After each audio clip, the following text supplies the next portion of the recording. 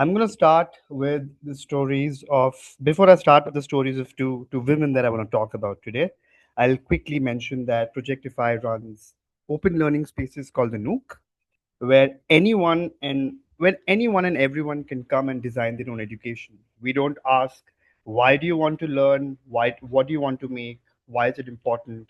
As long as you know that you want to learn something, you want to make something, the Nook becomes that magical learning space for you to define and design your journey. That's the long and short of it. This started in India, and we are in multiple countries. And while working with multiple countries, we also have the stories that are about two women. The first of them, I would want you to meet Ruhina. Ruhina lives in southern Bangalore, in a peri-urban area. It is not one of those areas where you have a lot of socio-economic amenities. Ruhina also belongs to a very conservative Muslim community. When she started, when she was in school, she was told there is no way in, there is no way for her to pursue science and STEM. And she was told, no, you can't do it. She went to your traditional mainstream education schooling. The setup at the household level told her that you cannot pursue science as a Muslim woman in India, complete your job and get married. Ruhina, on the other hand, had different plans. She somehow made her way to to the Nook. She defied her odds, and she came to a Nook which was run by DeFi and the community. And she wanted to build something for herself, but she did not know what. So she started from scratch. But she was hell bent on doing one thing, was to defy a destiny that was given to her by her family and her community, and she did not accept it. Please note, this woman had never read science. She had never read any of those textbooks. She was almost about to get married, but she came back into the fray, started learning, started coding on her own. Nook became her sort of chapel of learning. She did not want to build a cathedral first; she wanted to build a chapel, and that's what Nook became. Uh, within 6 months, by learning Python coding on her own, possibly the only woman in the community, uh, she created a motion sensor light and a bidirectional visit counter. And she did that. She did that on her own. She is still coding. She's still learning, and she is still not ready to listen to uh, any of the diktats which are given to her either by religious leaders, household members, or even community at large. She still goes to the Nook, and now she's also helping other people. She's ensuring that other people who thought that they could not learn, or they were told by a very colonized education model, vis-a-vis the school system, that this is all that you can do.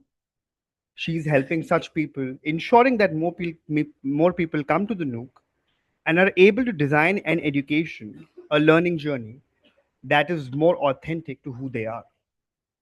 Uh, this is the first story. By the way, Ruina is right now building a dashboard where you can figure out what have been the fluctuations in real estate prices in the neighborhood. Uh, I'm going to go to the second story now. This is Gitanjali, also in Bangalore. She came to the Nook. She is a mother of two. She was told, there's nothing that you can do. Sit at home, and you will have to survive on on the money that is being given to you by your husband, and that's it. Gitanjali knew one thing, that she could tailor and embroider, and a very good friend of her told her, if you really want to now make something of your own, design your own life on your terms, there is this little place of magic that Gitanjali could possibly use, and that became a Nook. Uh, we are right now, possibly we are in 2026. In the past 3 years, Gitanjali again started from scratch. Such was such was her dedication, that she knew that she could learn. She only thing that she needed was a place, a very non-judgmental place. Mind you, she's a woman who's closing to 40 years of age. In her own mind, based on her community experience, she had a lot of inhibitions. She came to the Nook, got a non-judgmental space, and started stitching, starting embroidering.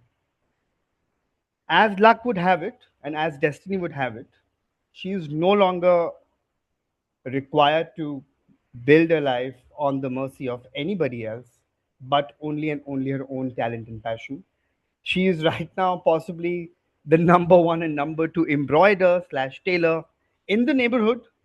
People flock no not only to the Nook but also to her house, and she has had sales upwards $650 using only something that her grandmother had taught and not the school, not a mainstream education system.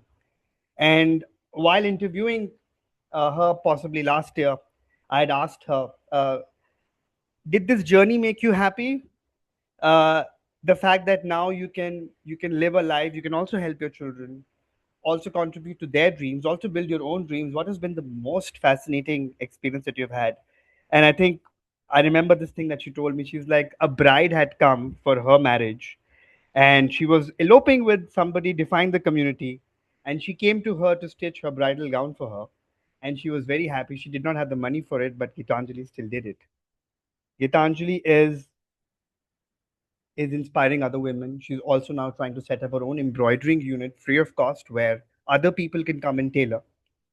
And she's also now an advocate for anybody in the area who wants to get back into education from a lifelong education perspective. She's championing her own skill, she's championing the community, and she's also standing up for a lot of other women as well. These two stories were in Bangalore, but the Nooks are the our learning spaces are across India and Africa, and not just one story. And I'm going to end it with this slide. Uh, but there are many other people who are trying to build their own systems of learning. They are trying to reclaim what agency looks like for them to build learning, education, and a life that makes sense to them. Most of them have either never gone to school, they're learning for the first time, or they've most probably dropped out and again reinitiating the learning journey. We can see it in Meghalaya, we have seen this in Africa, and we are seeing this in India. And very happy to share that this is also happening in Switzerland, where we have another learning space.